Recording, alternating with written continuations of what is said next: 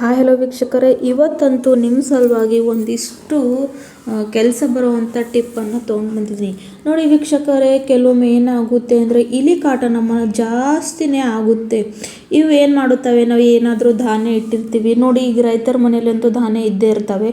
ಹಾಗೂ ನಮ್ಮ ಮನೆ ಆಗಲಿ ನಾವು ಯೂಸ್ ಮಾಡೋಕ್ಕೆ ಅಂತ ಭಾಳಷ್ಟು ಧಾನ್ಯಗಳನ್ನು ತಂದು ಇಡ್ತೀವಿ. ಆದರೆ ಏನಾಗುತ್ತೆ ಅಂದರೆ ಇಲಿ ಕಾಟ ಅದರಿಂದ ತುಂಬ ಜಾಸ್ತಿ ಪ್ರಮಾಣದಲ್ಲಿ ಆಗುತ್ತೆ. ಇದು ಬರೀ ನಮ್ಮ ತಿನ್ನೋ ವಸ್ತುಗಳಿಗೆ ಹಾನಿ ಮಾಡದೇ ಹೊರತು ಹೊಸ ಬಟ್ಟೆ ಆಗಲಿ ಅಥವಾ ಸೋಫಾ ಆಗಲಿ ಬೆಡ್ ಆಗಲಿ ಇವನ್ನ ಕೂಡ ಹಾಳು ಮಾಡುತ್ತವೆ. ಫರ್ನಿಚರ್ ಸಹ ಇವು ಬಹಳ ಅತಿ ಪ್ರಮಾಣದಲ್ಲಿ ಹಾಳು ಮಾಡುತ್ತವೆ. ಆದರೆ ಇದನ್ನು ನಮ್ಮ ಕೈಯಲ್ಲಿ ಹೊಡೆಯೋಕ್ಕೆ ಆಗೋದಿಲ್ಲ. ಹಾಗಾಗಿ ಒಂದು ನ್ಯಾಚುರಲ್ ಪರಿಹಾರ ತೊಗೊಂಡು ಬಂದಿದ್ದೀನಿ. ಇದರಿಂದ ನಿಮ್ಮ ಏನು ಇಲಿ ಕಾಟ ಇದೆಯಲ್ಲ ತಕ್ಷಣವೇ ಕಡಿಮೆ ಆಗುತ್ತೆ.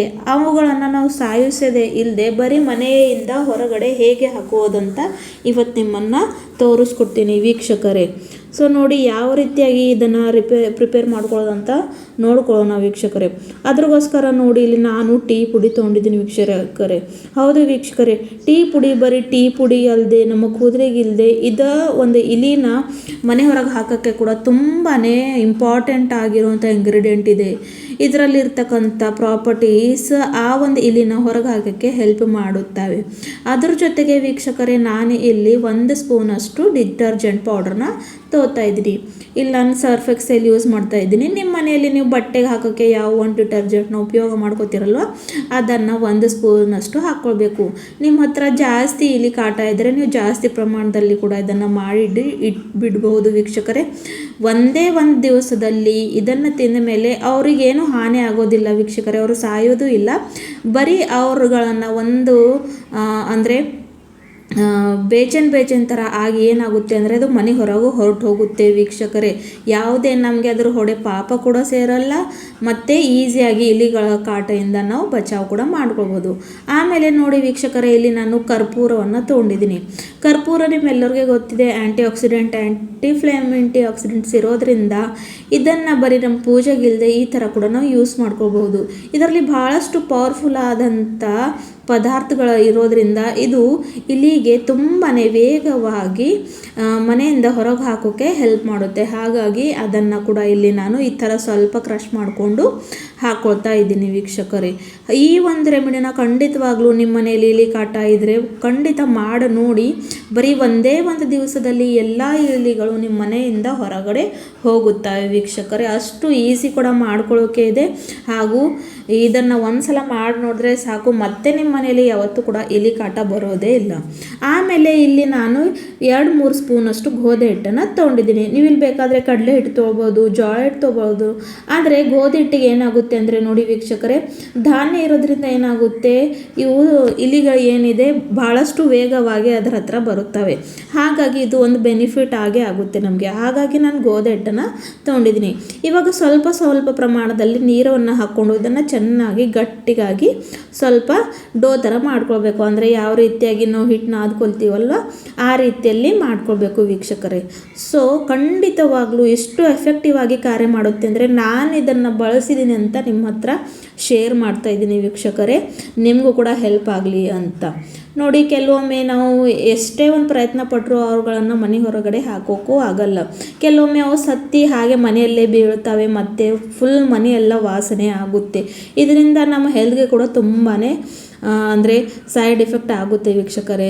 ಮನೆಯಲ್ಲಿ ಚಿಕ್ಕ ಮಕ್ಕಳು ಇರ್ತಾರೆ, ಹಾಗಾಗಿ ಇದು ಒಂದು ರೆಮಿಡಿನ ನೀವು ಕೂಡ ಮಾಡ್ಕೊಂಡು ನೋಡಿ. ಖಂಡಿತವಾಗ್ಲೂ ನಿಮಗೂ ಕೂಡ 100% ವರ್ಕ್ ಮಾಡುತ್ತೆ. ಆಮೇಲೆ ನೋಡಿ, ಈ ಥರ ಚಿಕ್ಕ ಆಗಿ ಪೀಸಸ್ ಮಾಡ್ಕೋಬೇಕು ಬಾಲ್ ಆಗಿ. ಅಂದರೆ ಇವಾಗ ಇವುಗಳನ್ನು ಎಲ್ಲೆಲ್ಲಿ ಈ ಇಲಿ ಕಾಟ ಇದೆ ನಮ್ಮ ಮನೆಯಲ್ಲಿ ಅಂತ ನೀವಲ್ಲಿ ಇದನ್ನು ಇಟ್ಟುಬಿಟ್ರೆ ಸಾಕು ವೀಕ್ಷಕರೇ. ಇದನ್ನು ತಿಂದ ತಕ್ಷಣ ಅವರು ನಿಮ್ಮ ಮನೆಗೆ ಹೊರಗಡೆ ಹೋಗೋದು ಅಂತೂ ಕನ್ಫರ್ಮೇ. ಸೊ ನೋಡಿ, ಚೆನ್ನಾಗಿ ಹಿಟ್ಟನ್ನ ಈ ರೀತಿಯಾಗಿ ಚಿಕ್ಕಾಗಿ ಪೀಸ್ ಮಾಡ್ಕೊತಾ ಇದ್ದೀನಿ. ನಿಮ್ಮ ಹತ್ರ ಜಾಸ್ತಿ ಇಲಿಗಳಿಗೆ ಕಾಟ ಇದ್ದರೆ ನೀವು ಜಾಸ್ತಿ ಕೂಡ ಮಾಡ್ಕೊಂಡು ಇಟ್ಕೊಳ್ಬಹುದು ವೀಕ್ಷಕರೇ. ಹಾಗೂ ಯಾರ ಮನೆಯಲ್ಲಿ ತುಂಬಾ ಧಾನ್ಯ ಇರುತ್ತೆ ಅಂದರೆ ಸೊ ನೋಡಿ, ರೈತರ ಮನೆಗಂತೂ ತುಂಬಾ ಇರುತ್ತೆ ವೀಕ್ಷಕರೇ. ಹಾಗಾಗಿ ನಮ್ಮ ಅಜ್ಜಿಗೂ ಕೂಡ ಹೇಳಿದ್ದೀನಿ, ಅವ್ರಿಗೂ ಕೂಡ ಮಾಡಿದ್ದು ಹೆಲ್ಪ್ ಆಗಿದೆ ಅಂತ ನಿಮ್ಮ ಜೊತೆ ಇವಾಗ ನಾನು ಶೇರ್ ಮಾಡ್ತಿದ್ದೀನಿ. ಆಮೇಲೆ ನೋಡಿ, ನಾನು ನಿಮಗೆ ತೋರಿಸ್ತಾ ಇರೋಂಥದ್ದು ಇವಾಗ. ಸೊ ನೋಡಿ, ಏನು ಮಾಡುತ್ತವೆ ಅಂದರೆ ಇಲಿಗಳು ಸಂದೆಯಲ್ಲಿ ಬರುತ್ತವೆ ವೀಕ್ಷಕರೇ. ಹಾಗಾಗಿ ನೋಡಿ ಇವಾಗ ನಾನು ಸಿಲಿಂಡರ್ ಕೆಳಗಡೆ ಇಟ್ಕೊಂಡಿದ್ದೀನಿ. ಆಮೇಲೆ ನೋಡಿ ಇಲ್ಲಿ ಪೇಟಿ ಕೂಡ ಇದೆ.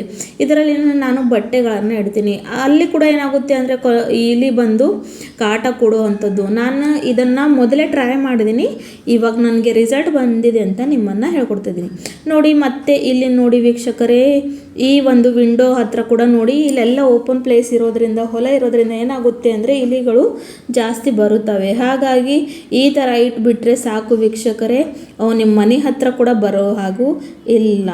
ಸೊ ಇದನ್ನು ನೀವು ಮನೆಯಲ್ಲೇ ಇಲ್ಲದೆ ಈ ಥರವಾಗಿ ವಿಂಡೋಸ್ನಲ್ಲಿ ಕೂಡ ಇಟ್ಕೊಳ್ಬಹುದು ವೀಕ್ಷಕರೇ. ಆಮೇಲೆ ನೋಡಿ ಕೆಲವೊಮ್ಮೆ ಏನು ಮಾಡ್ತೀವಿ ಅಂದರೆ, ಈ ಎಲ್ಲ ಬಕೆಟ್ಗಳಲ್ಲಿ ಇವಾಗ ನಾನು ಗೋಧಿ ಜೋಳ ಎಲ್ಲ ತುಂಬಿಟ್ಟಿದ್ದೆ, ಹಾಗಾಗಿ ಅಲ್ಲಿ ಕೂಡ ತುಂಬಾ ಬರ್ತಾ ಇರ್ತವೆ. ಸೊ ಹಾಗಾಗಿ ಅಲ್ಲಿ ಕೂಡ ನಾನು ಇಟ್ಕೊಳ್ತಾ ಇದ್ದೀನಿ. ಇವಾಗ ನನ್ನ ಮನೆಯಲ್ಲಂತೂ ಒಂದು ಕೂಡ ಇಲ್ಲಿ ಇಲ್ಲವೇ ಇಲ್ಲ ವೀಕ್ಷಕರೇ. ನಾನು ಮೊದಲು ಈ ಒಂದು ರೆಮಿಡಿನ ಟ್ರೈ ಮಾಡಿದ್ದೀನಿ ಅಂತ ನಿಮ್ಮ ಸಲುವಾಗಿ ತೊಗೊಂಡು ಬಂದಿದ್ದೀನಿ, ನಿಮಗೂ ಕೂಡ ಹೆಲ್ಪ್ ಆಗಲಿ ಅಂತ. ಆಮೇಲೆ ನೋಡಿ ಮತ್ತೆ ಈ ಕಡೆಯೂ ಸಹ ಒಂದು ವಿಂಡೋ ಇದೆ, ಈಗ ನೋಡುತ್ತಾ ಇರಲ್ಲ, ಆ ಕಡೆ ಎಲ್ಲ ಅಂತೂ ನಮ್ಮ ಮನೆ ಬಾಜು ಎಲ್ಲ ಹೊಲನೇ ಇದೆ. ಸೊ ಹಾಗಾಗಿ ಅಲ್ಲಿ ಕೂಡ ಇಲಿಗಳ ಕಾಟ ಇರುತ್ತೆ. ಹಾಗಾಗಿ ಅವು ಕೂಡ ಬರಬಾರ್ದು ಅಂತ ನಾನು ಅಲ್ಲಿ ಇಟ್ಕೊಳ್ತಾ ಇದ್ದೀನಿ ವೀಕ್ಷಕರೇ. ಸೊ ನೀವು ಕೂಡ ಈಸಿಯಾಗಿ ಯಾವುದೇ ಒಂದು ಹಣ ಖರ್ಚು ಮಾಡದೆ, ಜೊತೆಗೆ ಇಲಿನ ಹೊಡೆದೆ ಬರೀ ಅದನ್ನು ಮನೆ ಹೊರಗೆ ಹಾಕ್ಕೊಳ್ಬೋದು. ಟಿಪ್ ಇಷ್ಟ ಆದರೆ ಚಾನೆಲ್ ಲೈಕ್